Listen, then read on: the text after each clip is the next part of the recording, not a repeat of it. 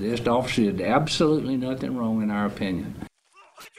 That is Greenville County Interim Sheriff Johnny Mac Brown defending his officer's actions after a man said deputies beat him for no reason during an arrest. The arrest of Curtis Forney was captured on body camera back in May, on May the 8th. He filed a complaint in June. 7 News reporter Ben Hoover has been covering this story all day, and he's here live at 7 on Main right now with what else the sheriff had to say. Ben? Well, Amy, since Curtis Forney filed his complaint, the interim sheriff says the video and the officer's actions have come under extensive review, and the man's claims, according to the sheriff, have been ruled unfounded. Today, flanked by his training sergeant, interim sheriff Johnny Mac Brown made it clear his department takes the use of force very seriously, and he will not allow his deputies to get hurt.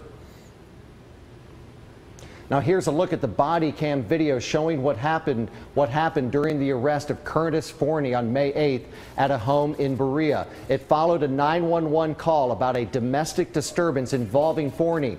The deputy tells Forney to get on the ground. He can be seen and heard in the video questioning the deputy. Now, something the interim sheriff said today is not the right time to do. The deputy holds a taser up to the suspect while awaiting backup. And once the second deputy arrives, the video shows him running up to the suspect, who is on the ground with his hands behind his back, cursing at him and punching him in the face before the taser is used on the suspect.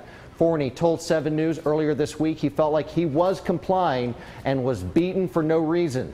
The sheriff, however, today disagreed.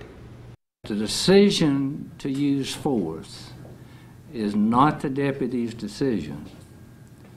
The decision to use force is the decision of the suspect. Just listen to the deputy's command and follow his or her command. Now, Amy, interim Sheriff Brown said today that, and he pointed out that the first deputy gave 47 commands to the suspect while waiting on backup, and then once the second deputy arrived, the sheriff said that they were still attempting to take the suspect into custody and gave no less than 14 more commands. That's a lot of commands given. All right, so what happens next with this case? Sheriff's reviewed it. Is this where it ends? According to the sheriff, this is where it ends. He said that they are done reviewing, the process is over, and as far as he's concerned, the officers did nothing wrong. Now, with Forney, we spoke with him earlier this week. He didn't give specifics, but he did say that he is not done fighting for justice, in his words. All right, and anything more from any groups in the community? There's a group called FIT, which is fighting injustice together. Sure. They announced after the sheriff's remarks today that they plan to still seek an independent review by SLED of the case. All right, more to come. Ben, thank you. Sure. And our